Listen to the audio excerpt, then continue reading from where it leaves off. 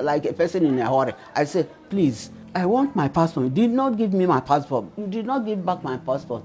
The four men were standing. When I was telling them, one of you took my passport and slip, gave me only the slip. You did not give me back my passport. Where is my passport? They were looking at me. That made me to miss the flight.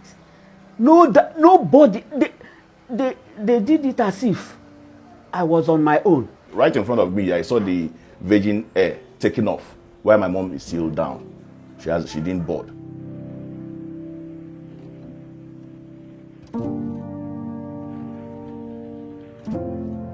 On the 2nd of December 2021, I took her with my wife to the airport because she was going to the UK.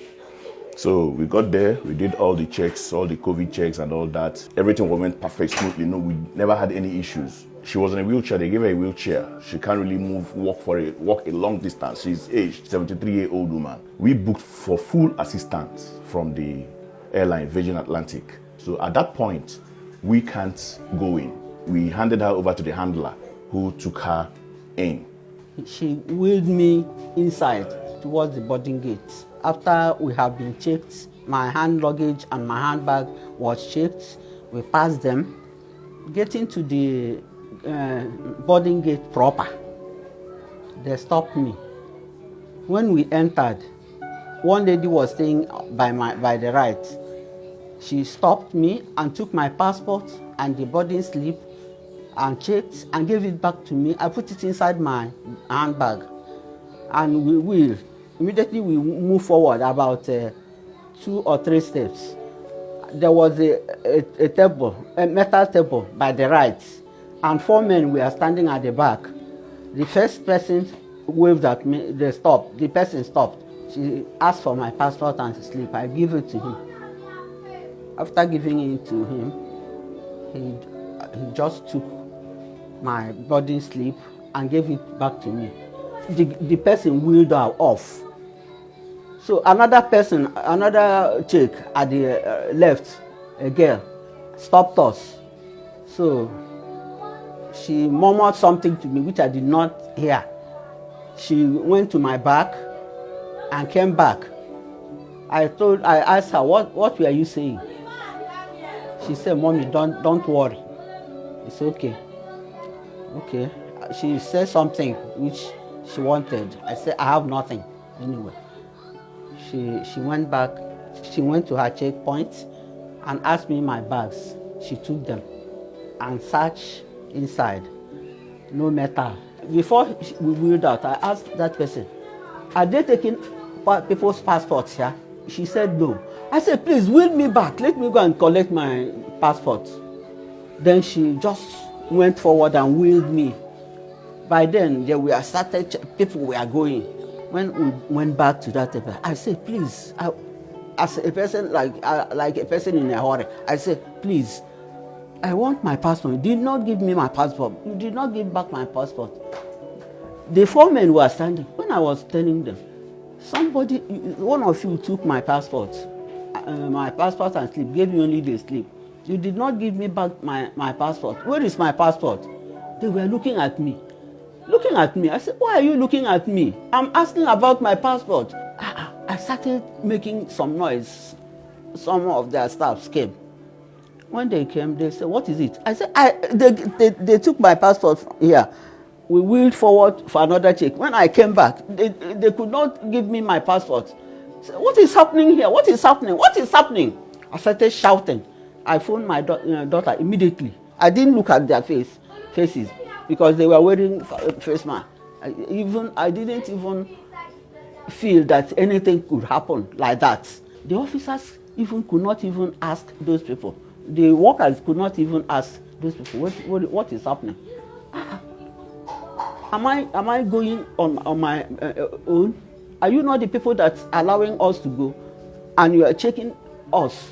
Then those people that check should look for my passport now.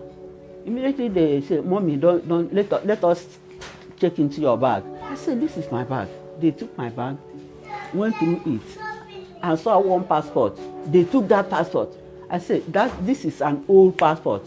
They said, okay. They opened it and read it. nothing inside. This is, they checked the date, expired passport. It had been in my bag. Oh. A white man came and said, what is happening? I explained everything. He said, I want to see. I said, you are not searching this bag again because I'm fed up of repacking. He said, please, for the benefit of doubt, let me check. I just released it to him. He emptied my handbag on top of the, he started going through one by one, and saw the old one. Said, what? He looked at it. He said, no, this is my old, expired passport. He went to my this and removed my hand luggage and removed everything. I just sat back, was almost crying. I said, Mommy, don't cry, don't cry. So one of the officers came and told me, Ma, that I should calm down. Calm down for what? For my passport. You know the person that was there. Ask him. Will I tell what I did not know? Did you see any passport? That made me to miss the flight. No, nobody. They did it as if I was on my own. They did everything there, if not even being sorry that I have missed my flight. All of them were wearing their jackets on top of their shirts. The yellow something on top, not yellow, they call it, is it lemon color? On top of their shirt. That was how they dressed. The whole thing is eating me up. I said, Nigeria, is that how you are? So something like this could happen within you officers. You cannot do anything. So the person said, Mommy, it's okay. We are going to prove it. We are going to CCTV. I got a call from my sister in the UK who was expecting her that Mommy's passport is missing. I said, how? How possible is that? That is missing, that they can't find her passport. So by the time I got to the airport, I explained at the entrance, I explained to them, look at what I'm here for. They allowed me to enter. After some time, they wheeled her out. I saw my mom. I felt bad. I was heartbroken. And we started waiting for the result of the CCTV, because that's what they said, they're checking the CCTV, that at least from there they will know what happened. I said, okay. So we waited for a while, only for one of the Virgin staff or narco staff, or whoever they are, to receive a call from her supervisor, Chooks by name. That's the name of the supervisor. The guy spoke with me that I should please bear with them, that they are checking on it at the CCTV, that whatever the result is, that they will let us know, that they have my number, that will call me and tell me whatever happens, that it's not wise for us to wait, that we don't know when it's going to come out. I looked at it, I said, okay, let me start going, at least let my mom get home and cool off. Later in the day that day, I called the Chooks. He was like, I know that the CCTV could only pick her when she was alone, that they couldn't see much. On Saturday again, I went back to the airport early in the morning to meet Virgin people. At least when I got there, I was able to meet their manager, Chris Okonkwo. He's their manager. So I spoke with him. I explained to him how everything happened. He said, okay, that they've already gotten the information, that they are looking into it, that we should just give them like a day or 2 or 3 days to do their findings. He told me that they've already passed information to the aircraft, that people should check themselves if they have any passport that doesn't belong to them. I said, okay. So he said that nobody brought any passport that is not his or her own. On Sunday, I went back to the airport with the help of a friend who works in the airport. So he took me to NCAA. They empathized with me and brought out a form and asked me to fill. I went home. That was on a Sunday. On Monday, the form I snapped, the form I filled, there are some numbers on that form. Could you believe that none of that numbers was going through? All the numbers never went through.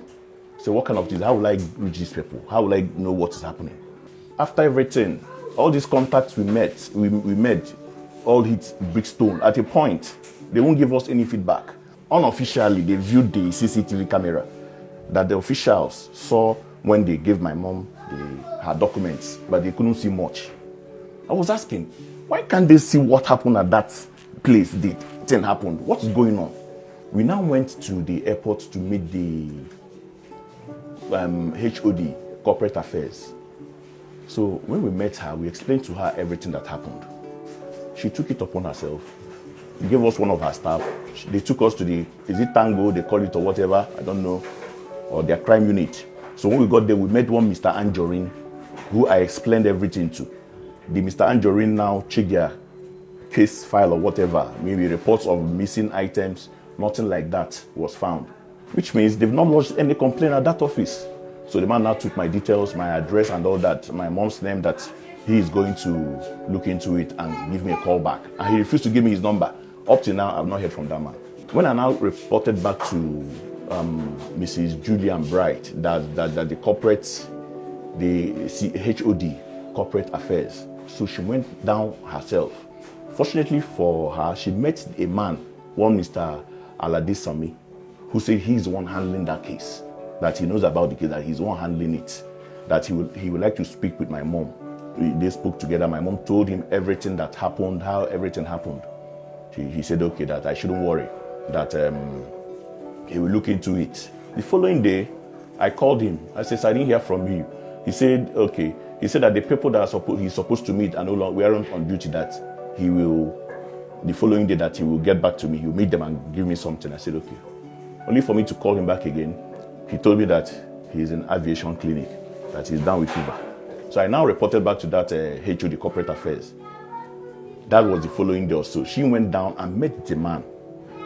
So when she what she said, the man told her was that they later noticed that where Mama said that the thing happened is not where it happened. That it happened at the last boarding gate, of which my mom narrated everything to him, that it at that last boarding gate that thing happened. He was telling me that the CCTV didn't get that area, that it was off or it was switched off. I was like, how can a CCTV not work in an international airport? So that was how all this thing has gone to up till now. We've never heard anything from anybody. That passport is my mother's passport. Her ID is at large, lying somewhere that we don't even know. The woman is here who is supposed to be in UK taking medical treatments, taking care of her health. She's still here. Nothing has happened. So we need justice. Something has to be done. They have to look into it. We want a better country. It's not like this. Something is happening there that they don't want us to know. That's why it will get to a point. It will be locked up. They won't want to go deeper. Not possible. This is 21st century, an international airport, that the CCTV is not working to a point. No, now. That's fallacy.